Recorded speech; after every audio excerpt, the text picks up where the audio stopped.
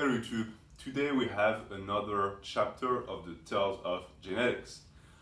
And this series is the series where I tell you about encounters I've had with people who had specific traits from birth that made them very talented or that gave them an edge. And today we're speaking about a bodybuilding prodigy that I met. A guy that I not only met, but I actually lived with. So this one is a bit different because I have direct experience of what the guy's life was like. So I'm not going to reveal his name, I'm not going to tell too much about his identity, but I'm going to tell you enough so that you can understand who that person was. He was an African immigrant, and we lived together as immigrants in a house that had like 8 people. And he worked different shifts than me. He went to school. He was a very smart guy, and he liked lifting too. But I didn't know that at first. So we interacted in the house a bit, and I could see the way he ate, like his diet, his life habits, and everything. And then one day I met him at the gym because we went to the same gym, and I was shocked because the guy was ripped. He was very dry. He had very good muscle size and everything. I was impressed. I was like, wow. So we sort of got talking, but I didn't get much information because he went and did his thing and I did my thing. And I was telling myself, wow, he must be doing tons of cardio because I know the way he eats. He ate like chips all the time, tons of food that he would make in the oven and fry. He didn't have a balanced diet. He didn't count his calories. He just ate whatever, and most of the time it was like very greasy food. And so I saw that. I told myself, well, he must really kill himself for his training, right? So times go by and I sort of see him in the gym, and I always see him goofing around. I never see him really work. So I'm wondering what's up with that. And keep in mind, like, at that time, I was maybe 225. So I was bigger than I am now. I was also much fatter. But I was one of the biggest dude at the gym I went to. And he was at the same level as me, meaning that it didn't look like I had an advantage on him. He had big limbs, he had very developed biceps, big arms. His legs were smaller than me, but he was more ripped than I was. He had a six-pack, like he had a defined back, and I was wondering what he was doing to get those results. And so at one point, I remember we went outside and we sort of spoke about our training, and I told him, oh yeah, I go to the gym every day and I do at least 2 hours. And he was like, oh wow, he told me like I go to the gym once in a while when I can. And when I dug a bit, basically it meant that he would go to the gym like 40 minutes, maybe once or twice a week. That's already a red flag.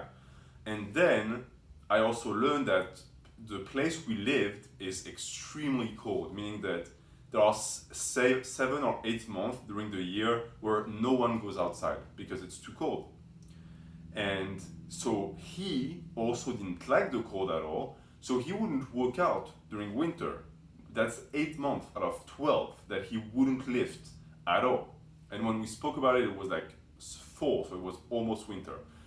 And he would do 0 physical activity during those 8 months. He would just stop. And then the conversation went on to our training regimen, and I asked him what he was doing. And he pulled out his phone, and he had an app on the phone that like had a random workout generator. So you would press a button and it would just generate a workout. And he did it for me. It was one of the worst workouts I've ever seen in my life. Like it was like burpees and doing sets of 25 with light dumbbells for the burn. It was no compound movements ever, no heavy lifting ever, no progressive overload because it was random workouts with weights. Like the workout would give him the weight he was supposed to be doing on that day. And I did like 3 or 4 times to get all the workouts, and they were all terrible. So we're talking about a guy that ate just randomly uh, worked out 4 months out of 12, worked out like 2 times a week for 40 minutes.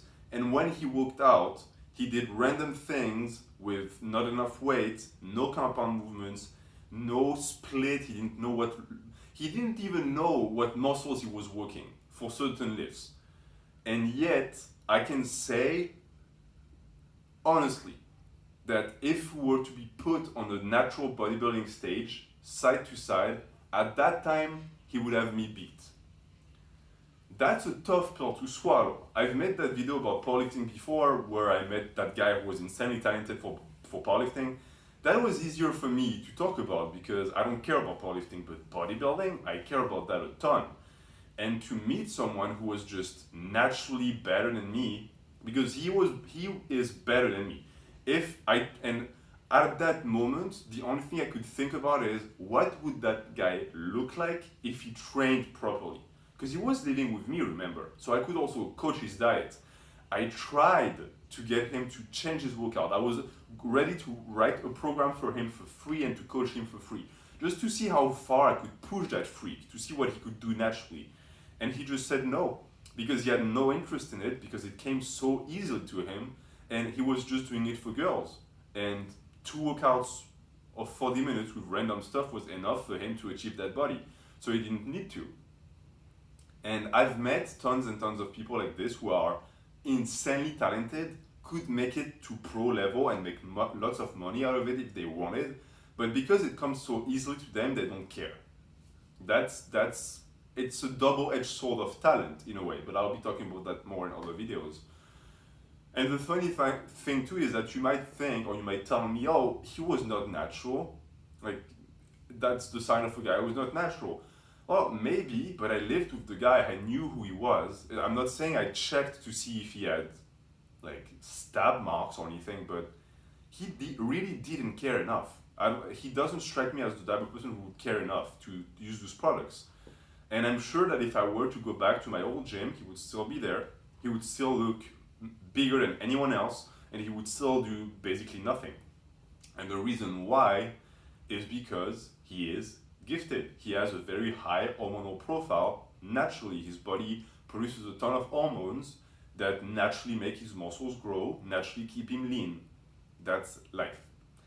Same mentality as with my other video with powerlifting. Just because other people are better than you doesn't mean you gotta quit. The amount of people I've met in my life who had much better genetics than me for bodybuilding, I stopped counting because it happens too often. But it doesn't stop me from pushing, right? Because I know I can improve and I know I can keep going as long as I want. And just because other people might be better than me doesn't matter. And the funny part too is that now, with the body I have now, I'm better than him. So if we were to now compete, I would beat him. And I got there through work, through 2 years of work, where he was doing random stuff. I was working hard, and now I'm above him. So that's a case of hard work beating talent when talent doesn't work hard. That happens more than you think. So that's it for the video. I will be telling you more tales of genetics on this channel. I hope you enjoyed the story. Have a good day.